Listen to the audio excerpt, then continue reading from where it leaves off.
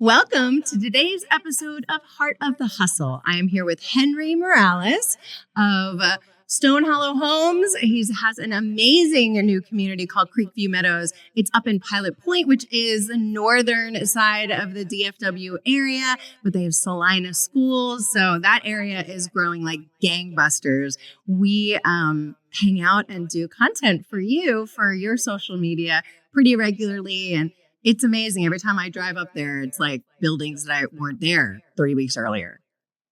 Right? Yes. It's crazy. It is crazy. So tell us a little bit about you. Hi, Sherry. You know who I am, Henry Morales, and I'm a native Dallasite and have, raised a family here in Dallas and have been in home sales for, this is 30 years, actually going on 31 years, and started in Frisco back in 94. When the population of Frisco was only, I think 14,000 people. What is it now? Do we know? It's over 200. Wow. Yes. Yeah. Frisco's grown like crazy since I've been here. I think it was at 100 when I came 10 years ago. Right. It's always fun to talk to you because you know every neighborhood. You're like, oh, are you over by this neighborhood? I'm like, I don't know. But you know all of them because you've sold in all of them, probably. Just about. And that's kind of been my party trick when I meet someone new. And I find out, oh, you live in Frisco or Flower Mound or Celina. Oh, what community is that? Or even Flower Mound. Yeah. What community? Oh, did you buy this builder's house? Oh, was so-and-so your salesperson? So I have to tone that down a little bit because people are like, how does he know so much about me? You're like weird creeper. Yeah, but no, it's fun when I tell them what I do. Yeah. So how did you get into home sales? That question runs deep for me. Home or having a home has always been important to me and my family. My parents were separated probably by the time I was 1, and my mom was raising 3 and then 4 kids. And so we moved around a lot, lived in some apartments, some were in houses. But something that was a constant was my grandparents' house over in Lakewood. And we were fortunate that they were very involved in our lives. And it was just a safe place. It was home. And also, we'd go down and visit my dad's older sister and my uncle. They're my godparents in Mexico, in Torreon, Mexico. And, I had 6 cousins there, and they just had a big house. But that was always something that we went to every year, several times a year. And I just always thought that was really nice, that something there was constant. And so it's been important to have a home. Yeah, and I think that's something that you made me think about when it comes to new home, to your home. I mean, we meet a lot of realtors. If you do any kind of networking, if you're in any kind of business, realtors, right. Mortgage brokers, insurance people, but nobody ever talks about it being a home and how important that is. And that idea of, the heart is where the home is. And I think that's one of the things I love and appreciate about you so much is that you really you understand that this is where people are going to raise their children. Right. It's a deep connection. We all talk about or hear in, the news or financial publications of how it's such a good investment. And it is. It can be. But first and foremost, it's where you make memories. It's where you build a life together. It's, where you raise a family. So, I think first consideration is, is this where we want to live when I'm talking to people? And when my wife and I are looking at a home, it's, hey, do we see ourselves living here? We were joking around a little bit before the show that, because you are in new home sales, you see all the new, gadgets and the new cool stuff and the new, ooh, this backsplash is cool. And so how often do you move and renovate your home as a result?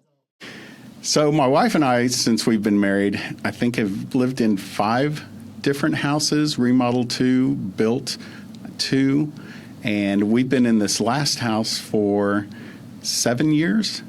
And what's neat is we've been in the same location since 2008, but we tore down a house that we kind of nursed along and tried to keep going because it's such a cute little stone cottage, and it just came to the time we had to say goodbye.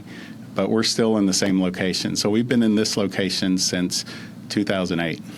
Oh, that's cool. And I know you and your wife have been married for a really long time. 33 years. Yeah. How did you meet? Well, that's a funny story. So, yeah, she had just graduated from Baylor and was working at kind of part-time to save some money to go back to Baylor for law school. And I was just kind of doing my thing and no real direction. And we were working at this place down in Dallas. Was landmark, Cardinal Puffs, and happened to be unattached at the time and ended up started dating, and then the rest is history, as they say. And 2 girls? 2 daughters. Yes. Tell us about being a girl dad. I love it. They're everything to me. To see them grow up and become young women and strong young women is the best. I think, because you are, a girl dad and married for a long time, you have an ease kind of with women, right? That I think sometimes is hard to find with people, right? I find that you can kind of go back and forth. I see people like, my husband's a hockey coach. I'll tease him a little bit. And he's like, he acts different with guys than he does with women, than he does with women. And I think because you always see that, you can always tell the girl dads. Yeah, I've heard that before, and I think with guys there's a natural competitiveness, and not to say that you don't compete with women in business, and I appreciate that, and I appreciate it with guys too, but I don't know, there's something more about cheering others on that I like, so I don't feel. Maybe because my experience, I don't feel necessarily intimidated when someone else is winning, and I can celebrate someone else and their success. Yeah. So let's talk a little bit more about the home market here in the DFW area. So what are some of the biggest challenges in purchasing right now? Because you've been doing this for a long time, so what's when it's been good, when it's been bad, what are the challenges? Right. There are different markets all the time, and if you're looking to buy a home, buy a home. That's the thing, because you're ready, and just buy a home. You'll figure out a way. The biggest challenge right now is the affordability, and the interest rates have so much to do with that. There was such a supply chain shortage a few years ago, and we're coming out of that, but that drove prices up. Fortunately, here in North Texas, we've got such a great influx of people coming from all around the country and from different parts of the world. There's also been a base of young professionals in Dallas and, the Metroplex that, the 25 to 35-year-olds that are now ready to buy homes. And so they're coming out, and they'll come out a little further to get more for their money, or they'll find something in town that maybe they have to buy something a little smaller or rehab. And then there's another thing that I think a lot of realtors are working with is that so many people that are in their current homes don't want to leave them because they're in a low interest rate and they bought at a great time, so they have a lot of equity, and they don't want to put it all into the next house. So there are people that there's not a lot of resale on the market. So I think all those things contribute to the market the way it is today. But again, if you're looking to buy a home, if you're ready to buy a home, buy a home. Right. You can always refinance later if if interest rates go down, or I'm one of those people who I bought at, 4, and then I refinanced at 3.2 or something ridiculous, and great location and Bill Acker. I'm like, even if I wanted to move, I would have to, financially, it just doesn't. Doesn't make sense. Yeah. Well, and that's where working with a builder like Stonehollow Homes, that we've got a lot of programs with our preferred lenders to help people get over that challenge with interest rate buy downs, helping with closing costs. There's down payment assistance programs. So there are ways. And if someone sets a goal, I found this in my experience in working with a lot of people as well, is that if you have a goal, you're going to find a way to achieve it. And it may not look exactly like you thought, but you're going to do it. And so there are a lot of different creative ways. I think as a home builder, we have some of that flexibility to help people. What were some of the supply chain challenges you talked about? Do you mean like houses were in short supply, or it was more of like lumber and just the supplies to build, right? Exactly. So lumber was probably the biggest supply chain issue, and some of the processed lumber like plywood. But yeah, there was it, and it kind of rolls through, because when you get a big group of product moving through a manufacturing process and there's a shortage here, well, then there's going to be a shortage here at the next stage.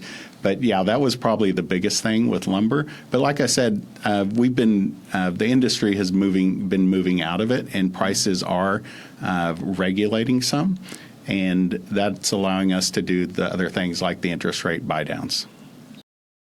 So what's your favorite part of the home sales process? Sales for you, but buying for your clients.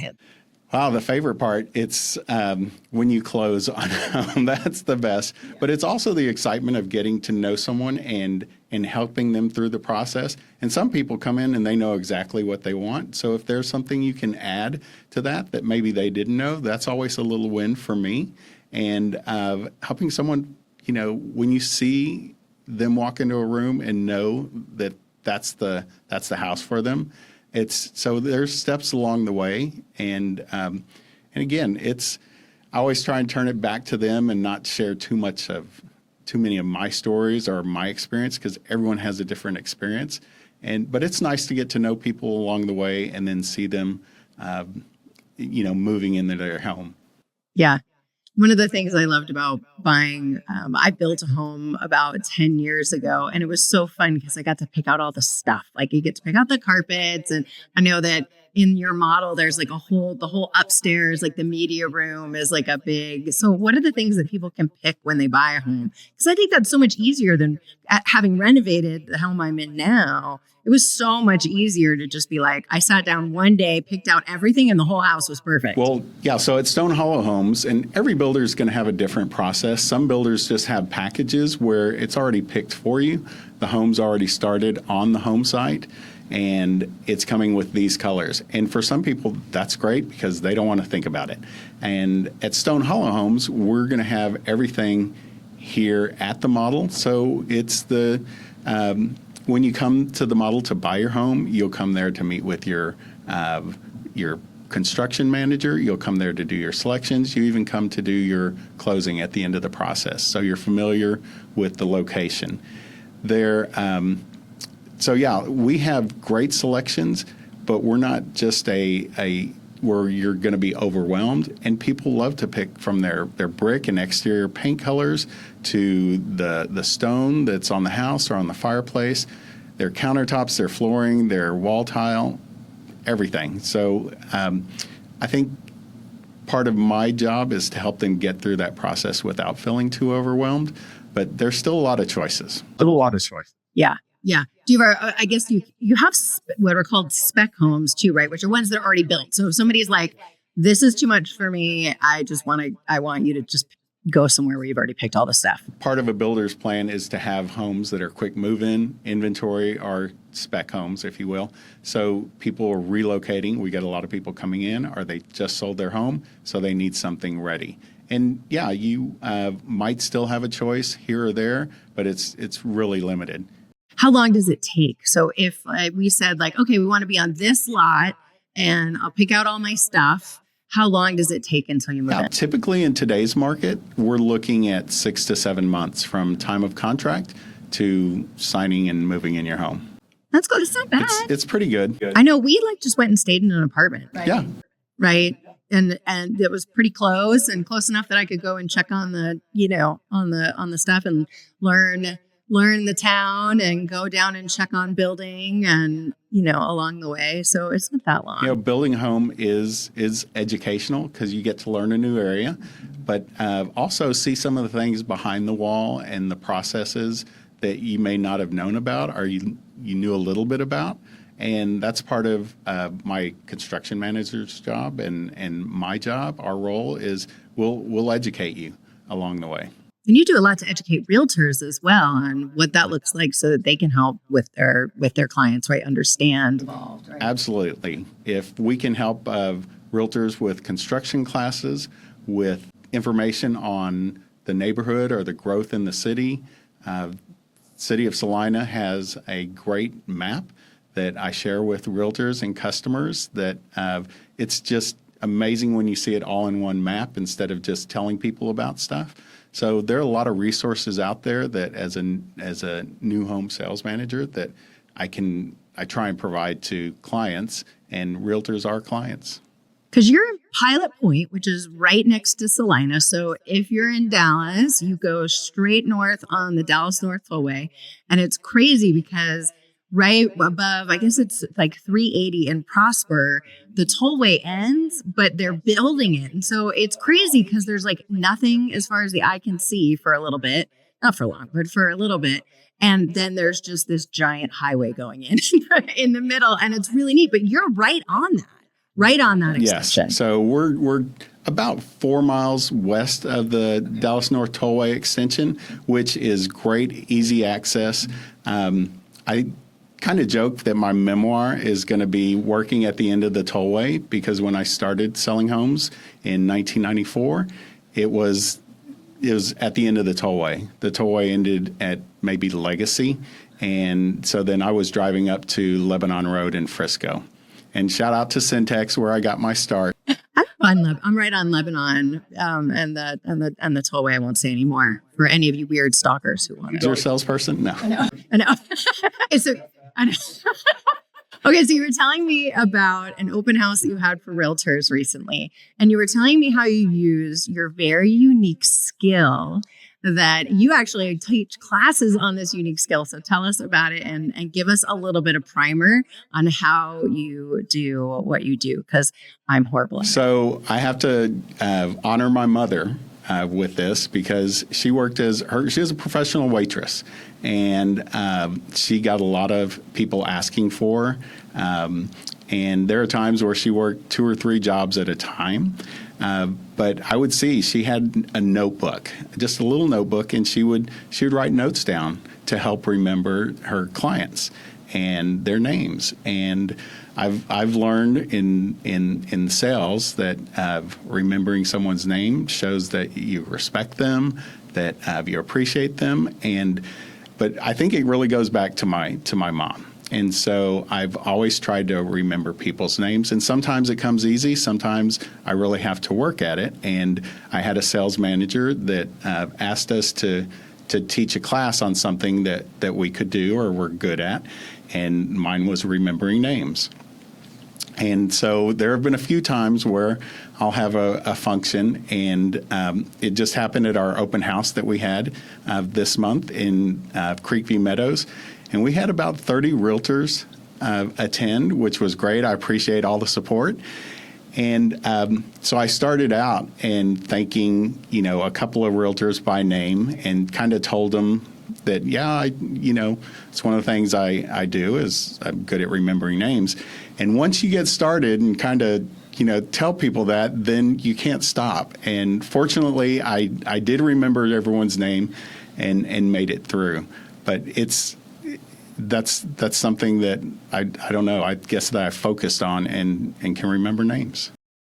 Okay, so what are some tips for remembering names? Because I'm terrible at it. Yeah, so it's again, if you place some sort of importance, and there are a lot of other mnemonics that you can rhyme their name with something, but if someone's important to you and you get to choose that, hey, that person's important to me. I feel like a client is important to me. I think that friends are important, and realtors who bring clients are important.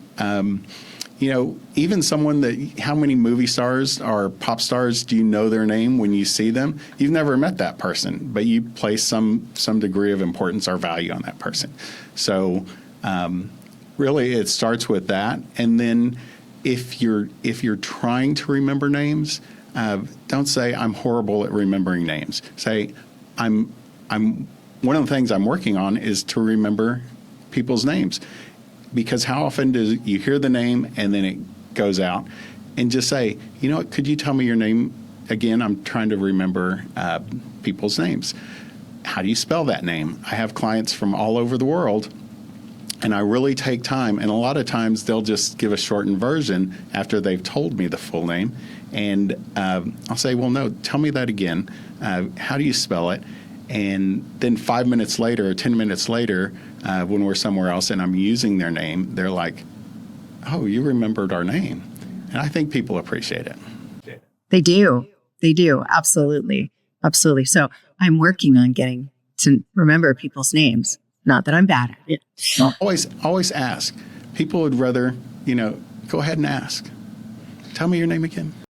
I always try to reintroduce myself because I just assume that everyone else has the same limitation or working on the same thing that I am. And so I always reintroduce myself. I mean, within reason, right? If you and I see each other all the time, so we don't need to reintroduce ourselves. But if it's someone who I'm like, they very high likelihood they're not going to remember my name. Let me let them off the hook and be like, hey, Sherry. And they're like, I know. And I'd rather have them say I know than have that awkward Sherry, it still happens to me where someone will tell me their name and maybe I'm thinking of something else. So I'll stop to ask them. And sometimes I let it go because I'm thinking about it. Okay. And then it does come to me. But if it doesn't, I'll just ask. So tell us a little bit more about Stonehollow Homes.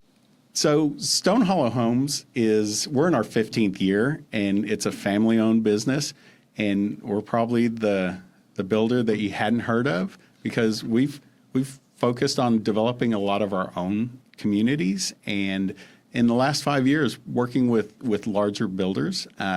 If you're a builder, or larger developers, if you're a builder and you have a good product and a good reputation, then developers want to invite you into their communities. And I actually came to be with Stonehollow Homes after I'd taken about 18 months off. I've been with several great companies in my career, and just took a step away. Our last daughter was graduating high school, and our parents were getting older, and so we were able to do that. We built the new house. We traveled, and COVID kind of shut things down as far as travel. And I had some friends saying, "Hey, there's an opportunity. Why don't you come over here?" And it took me a few months to say, "Okay, I'll do that." And it's just a great decision. As much as I appreciate the other companies I've worked for, and I think I've taken lessons from them, and here at Stonehollow, they really give the construction manager and the sales manager and the community the support and the autonomy to make it a success. And we represent Stonehollow out in the field, and it's nice to have that responsibility. And everyone who I've met that's on the team, the construction managers, everybody is incredible. Thank you. It's a family-owned business, and they will treat their employees as family and want to welcome their homeowners as members of the Stonehollow Homes family. And you can feel that. I think so. Yeah. So one thing we've actually never talked about is you were a Marine.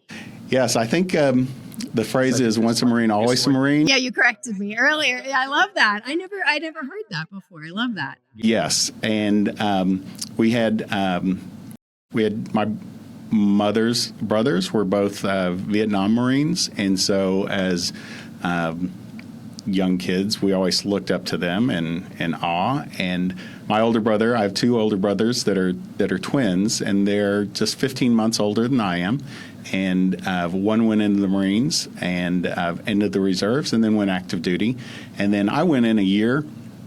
I struggled to get out of high school, and I've always liked being part of a team, a group. I think I work better in that setting, and there's no better group than the United States Marine Corps. All services are good, though. I appreciate everyone's service. And so I went in and went into the reserves as well. So I did a year active duty and then 3 years reserves. And my other brother also went in, and he was in boot camp about 2 weeks behind me. So they both had careers of 24 years and then 16 years in the Marine Corps. Wow. And it's a brotherhood that lasts for life, right? Yes. So there's a ball every year, and I don't know if this happens in most cities or not, but you can, I know all of the Marines that I know, right? Because I've seen them there, right? And I think that's how I knew about you. I was like, oh, wait, Henry's there. Yeah. And it's nice that, one of my other clients is a Marine, and I think he's in his 70s, and he still goes to the ball every year, and it is a huge part of his identity. I don't go to the Marine Corps ball, the birthday ball. Oh, that might have been it. Okay. It's November 10th is the Marine Corps birthday, and then of course November 11th is Veterans Day. Oh, that's nice. That's a nice tie-in.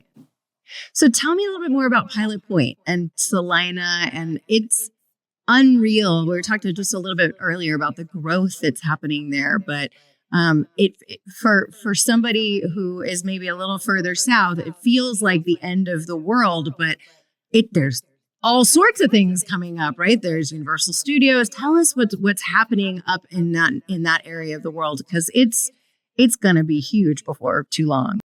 It really is, and it seems like Celina is going to develop faster or exponentially faster than Frisco did, just with the influx of the population and the population that's already here.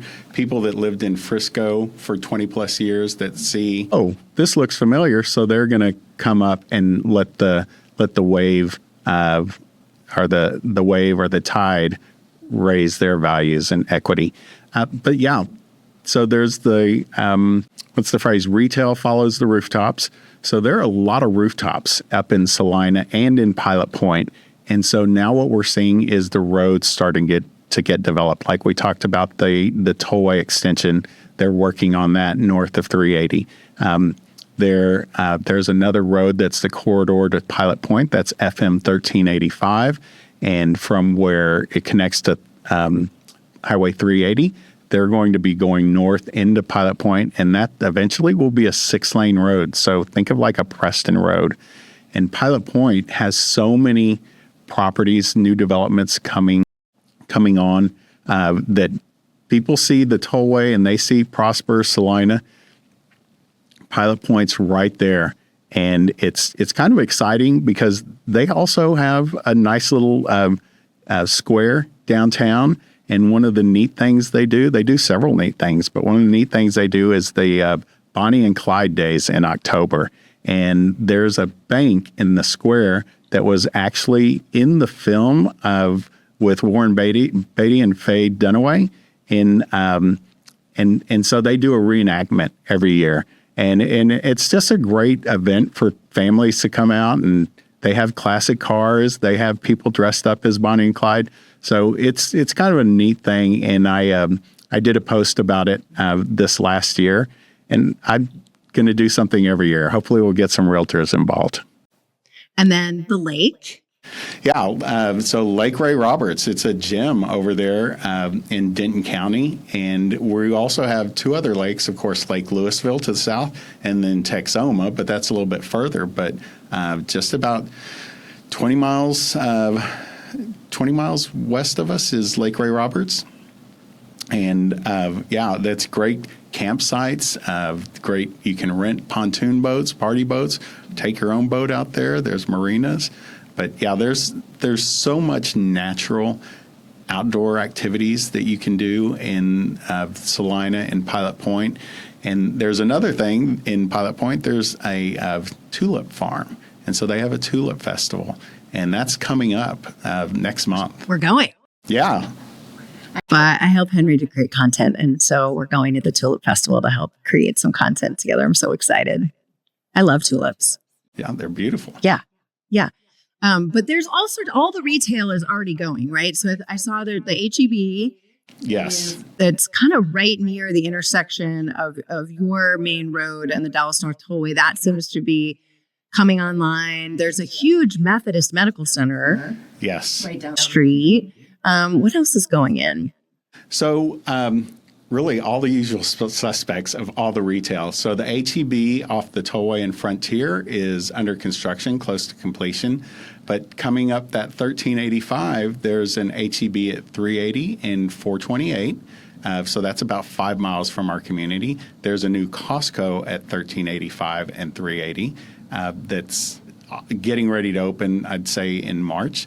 And there's also the Prosper Arts District that's been announced. There's so much happening. And right now, our closest grocery store, main grocery store, is going to be Kroger down at 423 and 380, so about 6 miles from us now. But again, you can drive a few more miles to buy a house, and you might have to drive to go to the grocery store, but you're saving so much more, and eventually it's going to come to you, because what's that phrase? Retail follows rooftops. So what is the price range for Creekview Meadows? So yes, Stonehollow Homes is building from the low 400s to our base prices up to about $525. I can build my biggest house, like my model, comes in just under $600,000. Yeah, and anyone who's listening to this who's not from the North DFW area, that's about the least you can spend right now. I mean, I don't think you can buy anything in Frisco for under $500. Certainly. And even then, probably $600. Yeah. And for the size home, like my model would be at almost 3,500 square feet, I think you're closer to 900 in Frisco for new construction. I'm clearly behind the times. Wow. So it's so much more affordable. And it's Celina schools. Yes. Tell us a little bit about the Celina school system. Yeah, so people like what they're more familiar with, and Celina being right up the Tollway extension in Preston Road, it's a community with long tradition, and they've got good academics and really strong community support for the athletics. And we're right in that kind of niche where we're just outside of Celina. So we're Pilot Point, and we're proud of Pilot Point, and we're in the Celina ISD. And there's new elementary that just opened last year. It's called Bothwell Elementary, but that's probably not going to be our final elementary for our students, because as it grows, as the community grows, as the school district grows, they're going to have a closer elementary. There are plans for another high school. Celina is still just one high school. And so that's just another indicator that it's yet to see the growth that it's going to have. And some of the cities here have one big high school, and some have lots of small high schools. Like Frisco, we have lots of small high schools, but like Allen has one huge high school, right? So do we know if Celina is going to go towards the one big high school, or you think they'll do multiples, or have they not really said anything yet? So there are plans for and they have locations. There's one close to Creekview Meadows where there's plans for a future high school. And Frisco did make the decision early on that they wanted to have more community-based high schools. So that's why they have, I believe, 14 high schools. Yeah, I think so.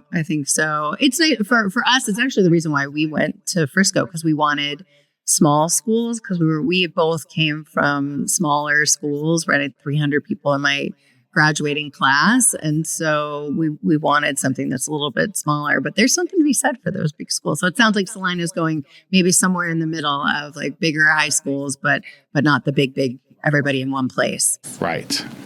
Those are like college campuses almost. They're pretty amazing. Yeah.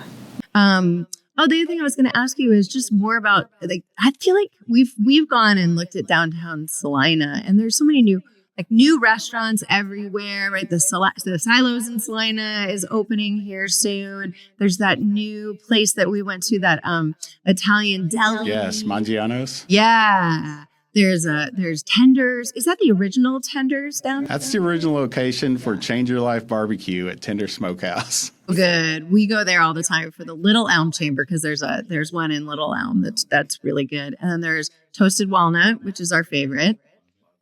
What else is down in the square? There's cute shopping. Yeah, great shopping. I've had my wife and daughters, my sister and niece have come up because they have some great little shops and great food. And it's really changing. It's growing. The Economic Development Corporation and Chamber of Commerce are really highlighting the opportunities there. And it has the population to support it. And people are coming from outside of Celina to support it. So I think they do a really good job. And the square is only about 10 minutes from Creekview Meadows.